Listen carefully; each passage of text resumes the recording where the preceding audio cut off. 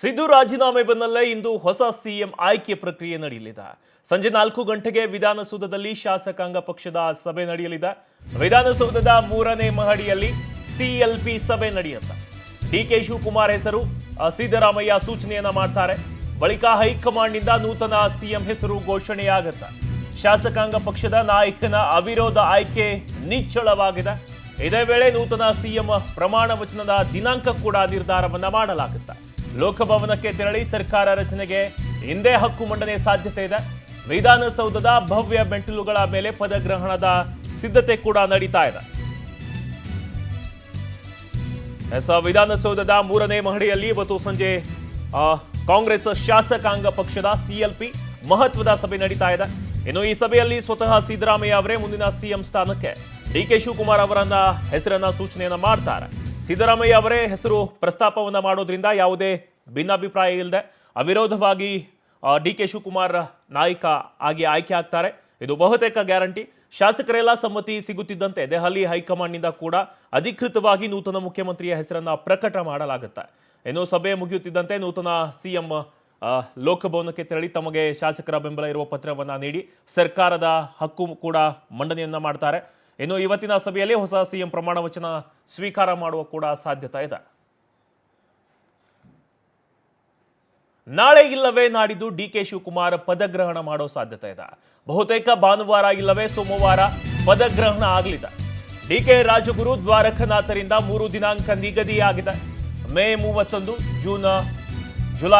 June 5 ಮತ್ತು June 6ರ date Rajguru ನೀಡಿದ್ದಾರೆ. ಇನ್ನು ಡಿಕೆ ನಂಬುವ ಅಜ್ಜಯ್ಯರಿಂದ ಜೂನ್ 1, ಜೂನ್ 2, ಜೂನ್ 5 ದಿನಾಂಕ ನಿಗದಿಯಾಗಿದೆ. ಇವತ್ತು ಸಿಎಲ್ಪಿ ಸಭೆ ನಡೆಯುತ್ತೆ. ಸಿಎಲ್ಪಿ ಸಭೆ ಆದ ಮೇಲೆ ಶಾಸಕರ ಹಕ್ಕು ಮಂಡನೆಯನ್ನ ಮಾಡ್ತಾರೆ ಸರ್ಕಾರದ. ಇನ್ನೊಂದು ಕಡೆ ಡಿಕೆ ಶಿವಕುಮಾರ್ ಪದಗ್ರಹಣ ಯಾವಾಗುತ್ತೆ ಅನ್ನೋ ಕುತೂಹಲ ಕೂಡ ಮೂಡ್ತಾ ಇದೆ. ಬಹುತೇಕ ನಾಳೆ ಅಂದ್ರೆ ಭಾನುವಾರ ಅಥವಾ ನಾಡಿದ್ದು ಸೋಮವಾರ ಮುಖ್ಯಮಂತ್ರಿಯಾಗಿ ಪ್ರಮಾಣ ವಚನವನ್ನ ಸ್ವೀಕರಿಸುವ ಸಾಧ್ಯತೆ ಇದೆ.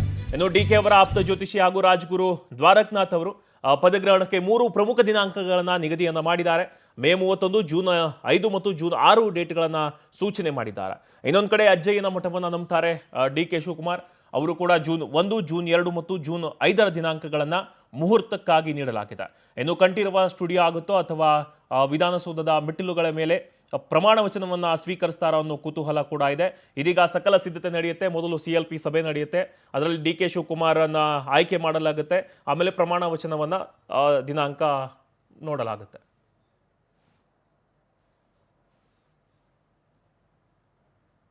ಇನ್ನು ಇದರ ಬಗ್ಗೆ ಹೆಚ್ಚಿನ ಮಾಹಿತಿಯನ್ನು ನೀಡಿದ್ದಾರೆ ನಮ್ಮ ಪ್ರತಿನಿಧಿ ಶಶಿಧರ್. ನ್ಯೂಸ್ ಡೆಸ್ಕ್ನಿಂದ ಲೈವ್ಗೆ ಜಾಯ್ನ್ ಆಗ್ತಿದ್ದಾರೆ. ಶಶಿಧರ್, ಇದೀಗ ಸಿಎಂ ಸಿದ್ದರಾಮಯ್ಯ ರಾಜೀನಾಮೆ ಬೆನ್ನಲ್ಲೇ ಡಿಕೆ ಶಿವಕುಮಾರ್ ಪದಗ್ರಹಣವನ್ನ ಮಾಡಲಿದ್ದಾರೆ. ಇವತ್ತು ಸಿಎಲ್ಪಿ ಸಭೆ ನಡೆಯುತ್ತೆ. ಸಿಎಲ್ಪಿ ಸಭೆ ನಡೆದ ಮೇಲೆ ಲೋಕಭವನಕ್ಕೆ ತೆರಳಿ ಸರ್ಕಾರದ ರಚನೆ ಕೂಡ ಹಕ್ಕು ಮಂಡನೆಯನ್ನ ಮಾಡ್ತಾರೆ. ಇನ್ನೊಂದು ಕಡೆ ದಿನಾಂಕವೂ ಕೂಡ ನಿಗದಿಗಳು ಆಗ್ತಾ ಇವೆ. ಯಾವಾಗ ಪ್ರಮಾಣ ವಚನವನ್ನ ಸ್ವೀಕರಿಸಬಹುದು ಮತ್ತು ಎಲ್ಲಿ ಸ್ವೀಕರಿಸುವ ಸಾಧ್ಯತೆ ಹೆಚ್ಚಾಗಿದೆ ಶಶಿಧರ್? ಮಲ್ಲಿಕಾರ್ಜುನ, ರಾಜಕೀಯ ಪಕ್ಷಗಳಲ್ಲಿ ಒಂದು ಇತಿಹಾಸ ಇದೆ. ಏನಂತಂದರೆ ಯಾರನ್ನಾದರೂ ಆಡಳಿತ ಪಕ್ಷದ ನಾಯಕ ಇಲ್ಲ ಶಾಸಕಾಂಗದ ಪಕ್ಷದ ನಾಯಕರನ್ನು ಅಧಿಕಾರಕ್ಕೆ ಬಂದಾಗ ಆಯ್ಕೆ ಮಾಡಬೇಕಾದ್ರೆ ಹಿರಿಯ ಶಾಸಕರು ಮತ್ತು ಶಾಸಕರ ಸಂಖ್ಯಾಬಲ ಇದೆ. ಯಾರ ಪರವಾಗಿದೆ ಅಂತ ಹೇಳ್ಬಿಟ್ಟು ಶಾಸಕರ ಅಭಿಪ್ರಾಯ ಸಂಗ್ರಹಣೆ ಬಹಳ ಮುಖ್ಯ ಆಗುತ್ತೆ. ಯಾಕಂತಂದರೆ ಒಂದು ವೇಳೆ ಬೆಂಬಲವನ್ನು ಕೊಡದೇ ಇರೋದು, ಒಂದಷ್ಟು ರೆಸಾರ್ಟ್ ರಾಜಕಾರಣ ಮಾಡೋದು, ಒಂದಷ್ಟು ಪ್ರಾಂತ್ಯವಾರು ಜಾತಿಯವಾರು ಇನ್ನಷ್ಟು ಗೊಂದಲಗಳನ್ನ ಸೃಷ್ಟಿಯನ್ನು ಮಾಡಿಕೊಂಡು ಒಂದಷ್ಟು ಆಡಳಿತ ಪಕ್ಷಕ್ಕೆ ಮುಜುಗರ ತರುವಂತಹ ಕೆಲಸಗಳು ಕೂಡ ಮಾಡ್ತಾರೆ. ಇದೇ ಕಾರಣಕ್ಕಾಗಿ ಯಾವುದೇ ಪಕ್ಷ ಅಧಿಕಾರಕ್ಕೆ ಬಂದರೂ ಕೂಡ ಆಡಳಿತ ಪಕ್ಷದ ನಾಯಕ ಅದ್ರ ಜೊತೆ ಶಾಸಕಾಂಗದ ಪಕ್ಷದ ನಾಯಕರನ್ನು ಆಯ್ಕೆ ಮಾಡಬೇಕಾದ್ರೆ ಶಾಸಕರ ಅಭಿಪ್ರಾಯ ಬಹಳ ಮುಖ್ಯ ಆಗುತ್ತೆ. ಇದೇ ಕಾರಣಕ್ಕಾಗಿ ಇವತ್ತು 4 ಗಂಟೆಗೆ ಶಾಸಕಾಂಗ ಪಕ್ಷದ ಸಭೆಯನ್ನು ಕರೆದಿದ್ದಾರೆ. ಯಾಕೆ ಅಂತಂದರೆ ಕಳೆದ ಬಾರಿ ಸಿದ್ದರಾಮಯ್ಯರನ್ನ ಆಯ್ಕೆ ಮಾಡಬೇಕಾದ್ರೂ ಕೂಡ ಸಿಎಲ್ಪಿ ಸಭೆಯನ್ನು ಕರೆಯಲಾಗಿತ್ತು. ಅಲ್ಲಿ ಸುಮಾರು 100ಕ್ಕಿಂತ ಹೆಚ್ಚು ಜನ ಶಾಸಕರು ಸಿದ್ದರಾಮಯ್ಯನಿಗೆ ಬೆಂಬಲವನ್ನು ಕೂಡ ಕೊಟ್ಟಿದ್ರು. ಇದೇ ಕಾರಣಕ್ಕಾಗಿ ಸಿದ್ದರಾಮಯ್ಯರನ್ನ ಮುಖ್ಯಮಂತ್ರಿ ಮಾಡಿದ್ರು. ಆದರೆ ಡಿಕೆ ಶಿ ಅವರಿಗೆ ಕೇವಲ 35ರಿಂದ 40 ಜನ ಶಾಸಕರು ಮಾತ್ರ ಅವ್ರ ಪರ ಬ್ಯಾಟಿಂಗ್ ಅನ್ನ ಬೀಸಿದ್ರು. ಈಗ ಸದ್ಯಕ್ಕೆ ಕಾಂಗ್ರೆಸ್ನಲ್ಲಿ 140 ಜನ ಶಾಸಕರು ಇದ್ರೂ ಕೂಡ, ಬೆಂಬಲ ಇದ್ರೂ ಕೂಡ ಅವರ ಪರವಾಗಿ ಡಿಕೆ ಶಿ ಪರ ಬ್ಯಾಟ್ ಬೀಸುವಂತವ್ರು ಕಡಿಮೆ ಜನ ಇದ್ದಾರೆ. ಇದೇ ಕಾರಣಕ್ಕಾಗಿ ಆದರೆ ಡಿಕೆ ಶಿ ಅವರು ಪಕ್ಷ ಕೊಟ್ಟಂತ ಎಲ್ಲಾ ಟಾಸ್ಕ್ ಅನ್ನು ಕೂಡ ನಿಭಾಯಿಸಿದರೆ, ಪಕ್ಷದ ಶಿಸ್ತಿನ ಸಿಪಾಯಿ ಇದ್ದಾರೆ, ತಳಮಟ್ಟದಿಂದ ಕೂಡ ಬಂದಿದ್ದಾರೆ. 138 ಸ್ಥಾನವನ್ನು ಗೆಲ್ಲಬೇಕಾದ್ರೆ ತಮ್ಮ ತನು ಮಾನ ಧನ ಎಲ್ಲವನ್ನೂ ಕೂಡ ಅರ್ಪಣೆಯನ್ನು ಮಾಡಿ ಪಕ್ಷಕ್ಕಾಗಿ ಸಾಕಷ್ಟು ಪರಿಶ್ರಮ ಶ್ರಮವನ್ನು ಹಾಕಿ ಪಕ್ಷವನ್ನು ಅಧಿಕಾರಕ್ಕೆ ತಂದಿದ್ದಾರೆ. ಹೀಗಾಗಿ ನಾನು ಪಟ್ಟಿರುವಂಥ ಪರಿಶ್ರಮಕ್ಕೆ ನನಗೆ ಕೂಲಿ ಕೊಡಿ ಅಂತ ಡಿ ಕೆ ಶಿ ಅವರು ಹೈಕಮಾಂಡ್ ಮೇಲೆ ಪದೇ ಪದೇ ಒತ್ತಡವನ್ನು ಹೇರಿದ್ರು. ಆ ಒತ್ತಡಕ್ಕೆ ಮಣಿದಿರುವಂಥ ಹೈಕಮಾಂಡು ಸದ್ಯಕ್ಕೆ ಅವರಿಗೆ ಪಟ್ಟಾಭಿಷೇಕ ಮಾಡೋದಕ್ಕೆ ಸಜ್ಜಾಗಿದ್ದಾರೆ. ಇದೇ ಕಾರಣಕ್ಕಾಗಿ 4 ಗಂಟೆಗೆ ಇವತ್ತು ವಿಧಾನಸೌಧದಲ್ಲಿ ಏನು CLP ಸಭೆಯನ್ನು ಕರೆದಿದ್ದಾರೆ. ಆ CLP ಸಭೆಯಲ್ಲಿ ಶಾಸಕಾಂಗ ಪಕ್ಷದ ನಾಯಕರನ್ನ ಆಯ್ಕೆಯನ್ನು ಮಾಡ್ತಾರೆ. ಆಯ್ಕೆ ಮಾಡಿದ ನಂತರ ಮುಂದಿನ ವಾರಸುದಾರ ಯಾರು, ಏನು ಶಾಸಕಾಂಗ ಪಕ್ಷದ ನಾಯಕ ಯಾರಾಗಿರ್ತಾರೆ ಅವರೇ ಮುಖ್ಯಮಂತ್ರಿ ಸ್ಥಾನವನ್ನು ಕೂಡ ಆಗಿರ್ತಾರೆ.